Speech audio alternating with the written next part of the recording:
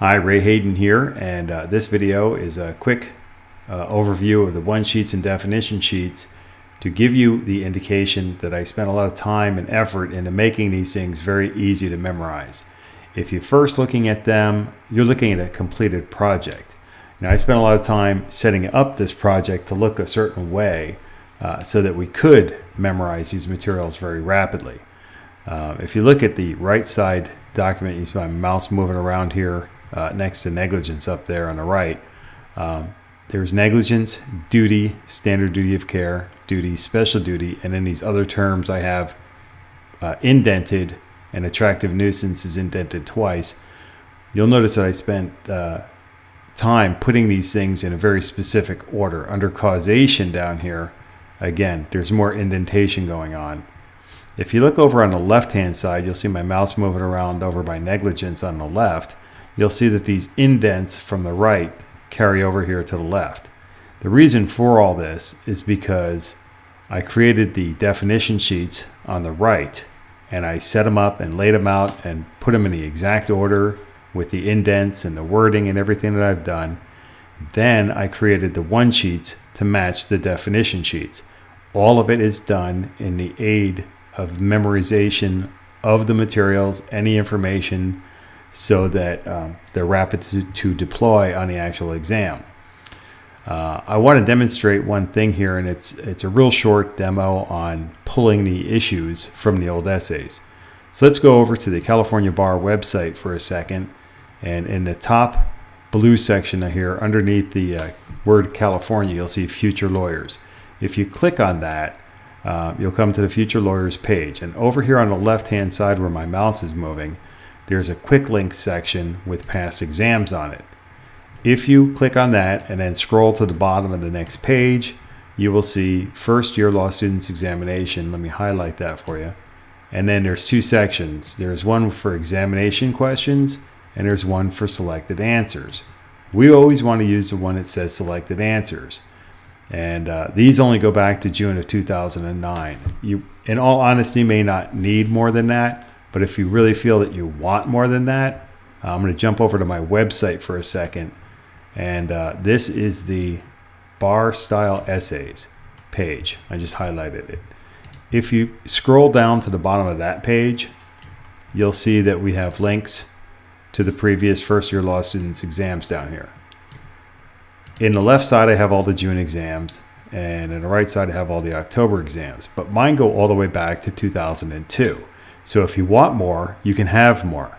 But I suggest that you start with the newest ones and work backwards. And the reason for that is that the writing styles of the authors evolved over this time frame. And if you look back at the oldest essays and then look at some of the newer essays, you'll see that's true. Over on the far left-hand side of my page is my mouse moving around.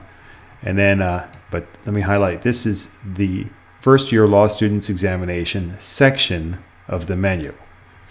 I'm going to go through the pages here till I get to the next to last one says Bar Style Essays.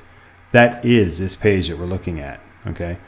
The last button is the first year law students exams video page, where I embed all the videos that I have on my YouTube channel for this purpose.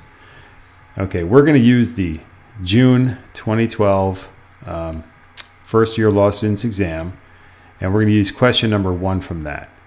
So let me go to the California Bar past exams, and the October 2012 exam is there, and I've already preloaded it. So here we go. This is the essay questions and selected answers version. This is, I kind of slid down from the top here. That's page 1, and we're going to go to page 2 here. California Bar is nice enough to tell us that question number 1 was torts, question number 2 is criminal law, question number 3 is contracts, and question number 4 is torts. And that's very important. We want to know what subject they are for pulling the issues. It's important to know the issues are for which subject you're looking for. This next page is the actual first sheet of the examination booklet that we have when we're doing the exam. The next page is going to be question number 1. Now, because this is a selected answers document, The next page is going to be answer A to question number 1. Now, the first part of this, where my mouse is kind of up here along the left of the text, that says Patricia versus contractor. That's really the first call of the question. Again, I don't really care what the fact pattern says and what the calls of the question are, because I know that answer A and answer B both passed the exam and they both got decent scores on this particular essay. So that's really all I need to know. So the first issue, and of course the fact that it's a torts question, the first issue that answer A spotted was respondeat superior. The next issue is negligence, and then they go through duty, breach of duty, negligence per se, and so on and so forth. Now what I do is I simply take these issues and I create a document, which is the October 2012 First Year Law Students Exam, question 1, and it's torts. See, we wanted to know that information for future, shuffling around of information if we were to do any more of these. Author A spotted all these issues on the left-hand column here. Author B spotted all of those, and or almost all of those, and also spotted strict liability and what they called rescuer, which I'll tell you in reality was the emergency doctrine, but I'm not going to be too critical because author B did pass the exam and I did not.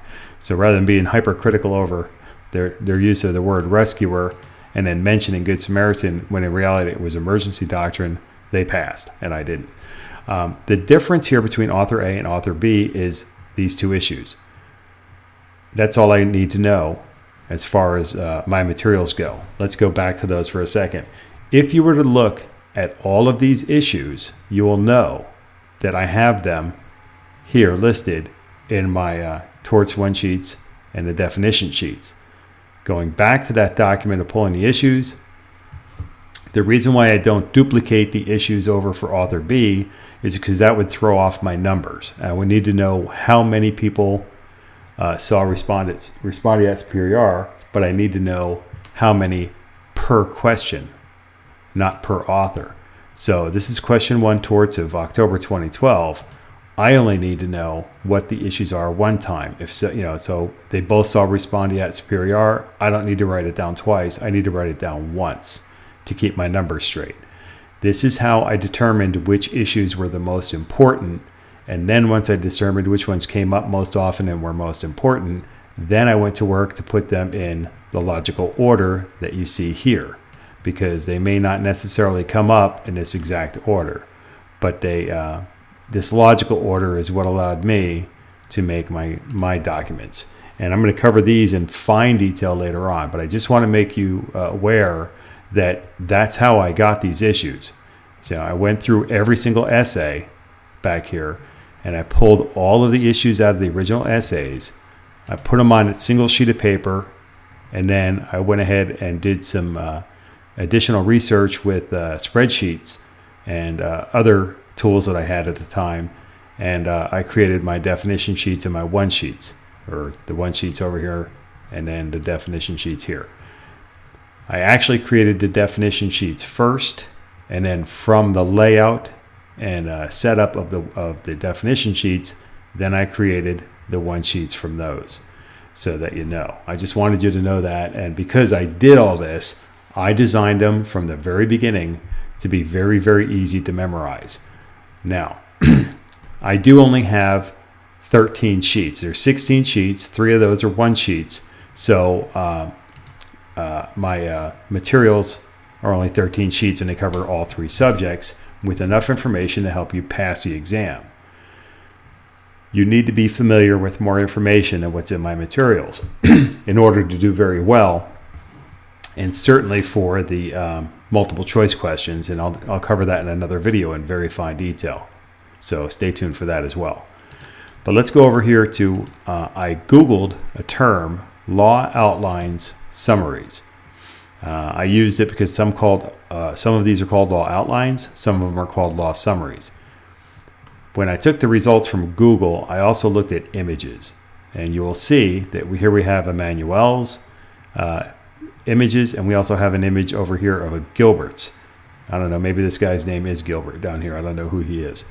But All this material came up, but in the very first line, we have Emmanuel's and Gilbert's. Now, these are the two commercial outlines that we're most familiar with, and there are others. It's not important which outline you use for your purposes. The most important thing is that whatever outline you use, you're proficient with it, you're comfortable with it, and you're happy with it, so that you will use it, because you need to read some sort of commercial outline. You absolutely have to read it, and you have to read it all the way through. I personally select Gilbert's, and the reason why is what I'm going to cover here. Now, this is the textbook I'm looking for. When I look for the textbook, I'm not looking for, let me just change over here to the 24th edition here. There we go. This is from 2008. This is the edition I have, all right? And it's from 2008. And I want to show you here the inside of the book. And when this comes up, I just want to make this note up here that they have on this book, that this view is of a Kindle book. A preview of the print book is currently not available. And that's not important to me, pardon me, and I'll show you why here. Because it doesn't matter. I'm looking at a Kindle book example, but it's the same in regard to the subsections they use. Here's the capsule summary. In the textbook, you're going to come up with a capsule summary first before you hit the main outline. Underneath battery, there has a subsection number 1 here. And this is why I like the Gilbert's best. One of the reasons, there's a bunch of reasons why I like Gilbert's best, but this is one of them. It doesn't matter what page number it is. And this is a capsule summary, which is kind of like a Cliff Notes version of the entire book. Subsection 1 is battery. In the main outline, if you look at this, by the way, if you look at this, it has a very short definition and not a whole lot of information. Believe you me, the main outline has much more information on battery than just this. This is just a refresher piece of information. If you want to go look at more information about battery, go to the main outline, the big part of the book, look at subsection 1, and it's going to be battery. And there you can read more information about it. This is why I suggest for the Gilbert's that you read the large outline section first. And I will tell you that it takes me about 1 week to read a Gilbert's, the outline section. And because it takes me a week, based on the time that I have available to me, and the piecemeal time that I can put together to read, it takes me a week to read. Don't get stuck on any terms or any definitions or anything. Just get your eyeballs on every word of the main outline of the Gilbert's or whatever outline you're using, and just read through. Just read through, because the really important stuff is going to come up over and over and over again, and you're really going to be very, very familiar with it by the time you get to the end. And I just want you to be familiar with that. But to get rid of this, that subsection thing is what really makes me like the Gilbert's. When I first started out with 1L at the school, they used the Emmanuel's books, and they were fine. I didn't have any problem with that. I noticed they had more information in them in terms of discussing different cases or whatever. I can't remember the fine details of it, but I just had a feeling that the Emmanuel's had more informational background about the case or the issues that they're discussing. But the Gilbert's gets to the point. And when it comes down to it, unlike my videos, I really want things to get right to the point real quick. And that's why I like the Gilbert's, because for me, they do. They have a lot of, like if you look at this page here, this is an Amazon page. If you look at this page, it's not wall-to-wall text. Like this little section down here might be wall-to-wall text within that section of the web page. But there's a lot of white space here. There's a lot of white space around this whole page, which makes it not too shabby here. Also, this information over here on adding it to the cart. It stands off. It's within a frame, a nice little light gray frame, and it helps you to understand and find information. I find the Gilbert's on the inside of the book is like that. It has a lot of white space around it. It has charts, graphs, and things that are framed off and separated off, and they really help me to understand the information better. That's for me, but you use whatever outline that you find comfortable for you. I don't care which one it is, just so long as you're happy and comfortable with it. I'm happy and comfortable with the Gilbert's, and I decided after I had the torts, contracts, and criminal law Gilbert's that I would use Gilbert's for all the subjects. As long as they made a Gilbert's for the subject that we're studying, I'm going to use a Gilbert's, and that's just my personal choice. And that's what it is. It's a personal choice. Whatever works best for you, that's what you should use. Now, stay tuned for the future videos, because then I'm going to go into the fine details of my definition sheets over here and my one sheets over here, and show you the different tricks and techniques I use to help make these things very easy to memorize and to use.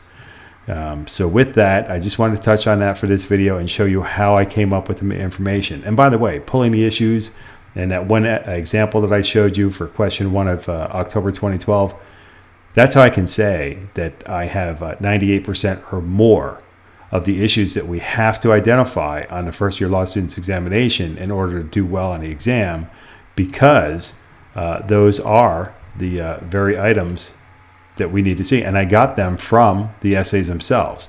So because of that, I just want to let you know that I did everything I could to help make all of this information on the one sheets and definition sheets very easy to memorize. So with that, stay tuned for the next video. I'll be getting them out as soon as I possibly can, and as quickly as I can, and I'll try to keep them as short as I can to get right to the point, so that you can get forward with memorizing all this information so that you can pass the first year law student's examination. So with that, we'll talk to you soon. Take care and be well.